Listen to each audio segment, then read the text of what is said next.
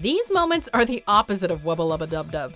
Welcome to Watch Mojo, and today we're counting down our picks for the top 10 funniest Rick and Morty moments. For this list, we're going over some of the most hilarious moments from the adult cartoon series Rick and Morty. Some minor spoilers ahead, so don't blame us if you get ants in your eyes. I'm ants in my eyes, Johnson!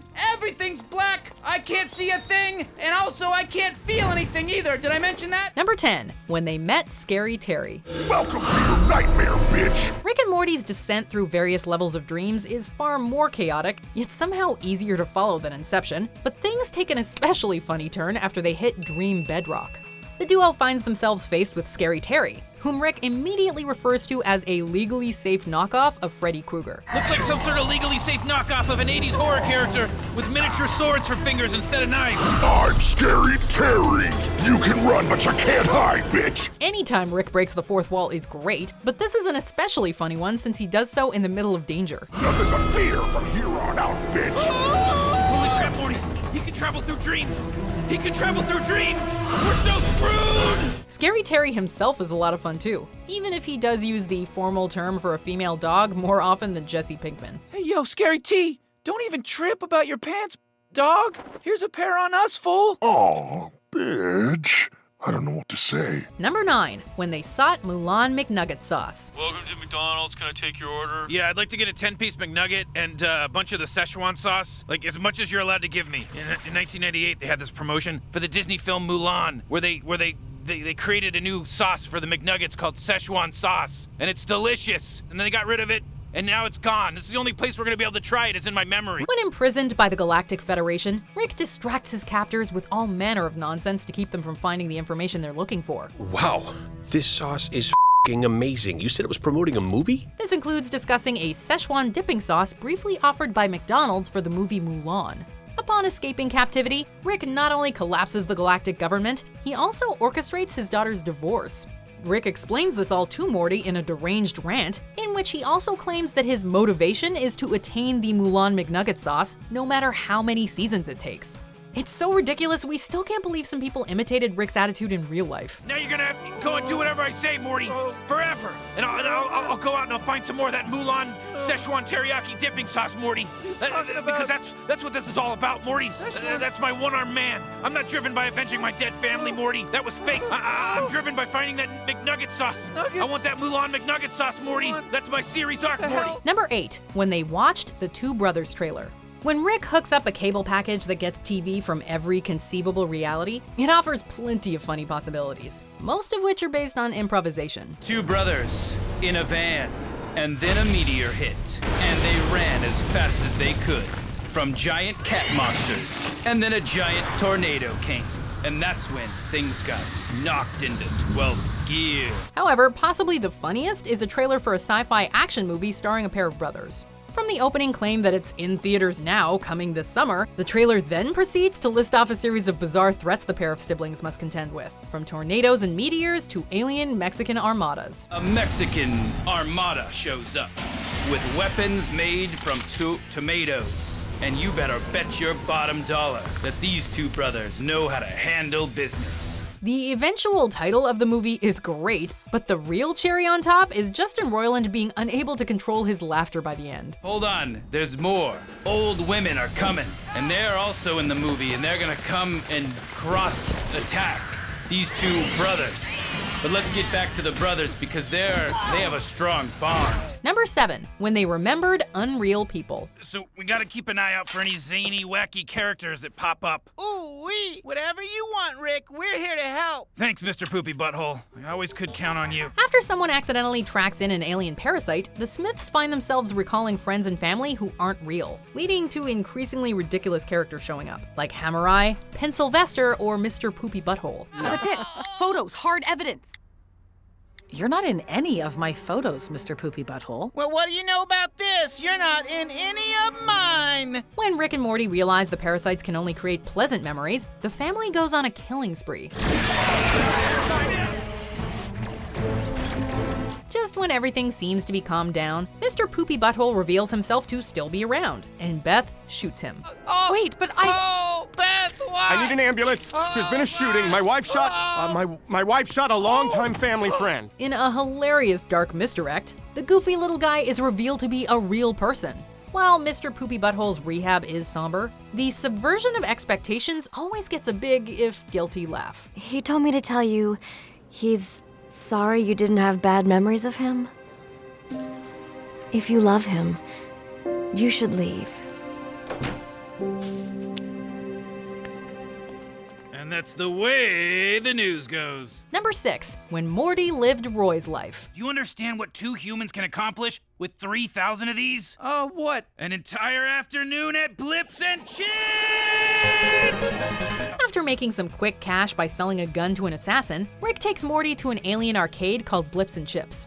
Although Morty is incredulous at Rick's actions, his grandfather is able to distract him by sticking a VR headset on Morty's head. Roy, what's wrong? I had a nightmare. I was with an old man. He put a helmet on me. It's just a fever. Get some sleep. I don't want you missing school on Monday. Forcing him to experience the entire life of a man named Roy, from childhood until Roy's death, with Morty's mind apparently influencing Roy's choices in life. While Morty is confused and angry, Rick is critical of Morty's life choices as Roy, and apparently goes on to subvert the usual life progression of the game by going without a social security card. 5 years, not bad, Morty. You kind of wasted your 30s, though, with that whole bird-watching phase. Where's my wife? Morty, you were just playing a game. It's called Roy. Snap out of it, come on. Who would have pegged Rick for such a pro gamer? Holy shit! This guy's taking Roy off the grid! This guy doesn't have a social security number for Roy! Number 5, when they found True Level. This, Morty, is my archive of all the experiences you've begged me to remove from your life, lest you go insane. I call them Morty's Mind Blowers. Sometimes Morty's adventures with Rick become a little too much for him, which leads Rick to erase his grandson's memories. That doesn't stop him from revisiting the moments for fun, though. One such memory sees Morty trying to fix a shelf using a bubble level, which Rick is derisive of, insisting that Morty experience True Level. I'm gonna put up a shelf, put up a shelf. You wanna experience True Level? Do you? Yes? By working harder than Rick ever seems to on anything, he clears a space in the garage that is completely level. While Morty is initially skeptical when he steps into it, he soon experiences ecstasy at the feeling of being truly level. Wow, it's so... Oh my god! Oh Christ! Yeah, True Level, bitch. Morty, come on, we're leaving for school. Everything's crooked. Reality is poison. I want to go back. Even more hilarious is that upon being dragged off of it by Summer, he immediately turns to despair. Lambs to the cosmic slaughter! Number 4, when they created Get Schwifty. Get Schwifty? What the hell is that? It's our world's best effort, that's what. When a massive alien head appears over Earth, many fear for their lives as it alters the weather. However, Rick and Morty quickly explain to the US president that the Cromulent wants Earth to perform a new catchy song. This head won't go away until Earth shows them it's got a hit song. Unfortunately, the disaster occurred during the Grammys, killing many of the world's most famous pop musicians. Therefore, it's up to Rick and Morty to improvise a song. Just hit a button, Morty, give me a beat. Oh man, okay, alright, Oh yeah, you gotta get Schwifty. You gotta get Schwifty in here. The song, titled Get Schwifty, contains mostly nonsense lyrics, but it goes down well enough that the world is called into the finals of the music competition held by the huge aliens, and it's a pretty funny jam too. You can put your faith in nukes if we get through this, General. Until then, I'll put mine in Rick and Morty.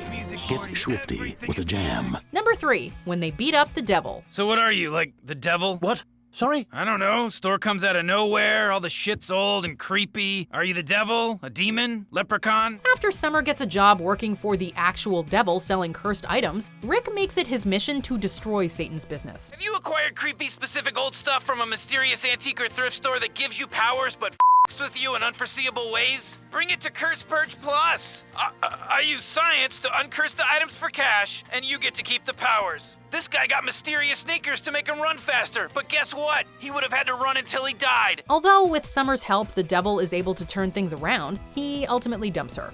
Rather than learn a trite lesson, Summer and Rick decide to work out and get buff with steroids, and then beat the crap out of the devil and humiliate him in public. The fact that they're willing to go to such lengths for revenge is a laugh riot, as is their continued use of their strength to knock down other jerks. Plus, the song by DMX is a perfect choice.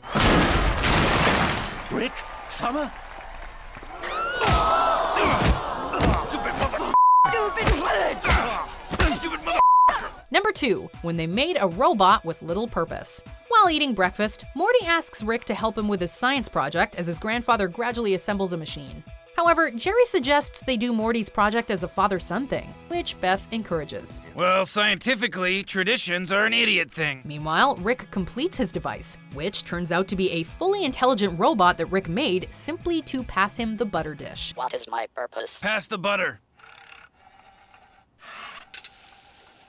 Thank you. The robot's repeated questions to Rick about its purpose in life and its horror upon realizing that it only exists to pass butter to him are darkly humorous.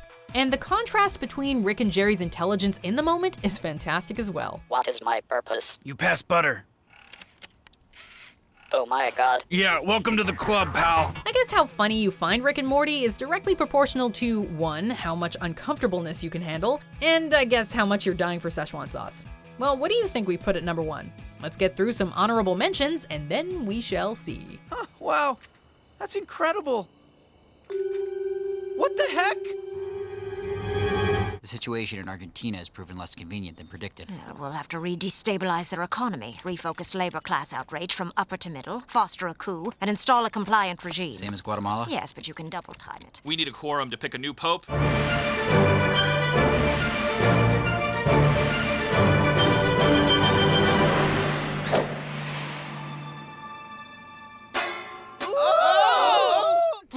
You're having a party. Are some glib-globs from the third dimension going to come over and play cards or something? Glip-glop? You're lucky a Traflorkian doesn't hear you say that. Is that like their N-word? It's like the N-word and the C-word had a baby and it was raised by all the bad words for Jews. Yeah, I'd like to order one large person with extra people, please. White people. No. Black people. And Hispanic on half. Before we continue, be sure to subscribe to our channel and ring the bell to get notified about our latest videos. You have the option to be notified for occasional videos or all of them. If you're on your phone, make sure you go into your settings and switch on notifications. Number 1, when the dog made demands. When Jerry asks Rick to improve the intelligence of Morty's dog to prevent territorial peeing, the family gets more than they bargained for. Snuffles want to be understood. Snuffles need to be understood. The dog, Snuffles, also known as Snowball, becomes rapidly more intelligent, to the point where he's able to build a powerful exoskeleton. He then confronts Summer in her room at night, demanding to know what happened to his testicles, being ignorant of what neutering is. Where are my testicles, Summer? Where are my testicles, Summer? They were removed. Where have they gone? The dog's robot voice and directness of the question make for a frightening yet funny moment that exemplifies how bonkers Rick and Morty can get. See that? I'm peeing all over your special guns. That means I own them. Bad person. Bad. Ooh, great plan, Jerry. Do you agree with our picks? Check out this other recent clip from WatchMojo, and be sure to subscribe and ring the bell to be notified about our latest videos.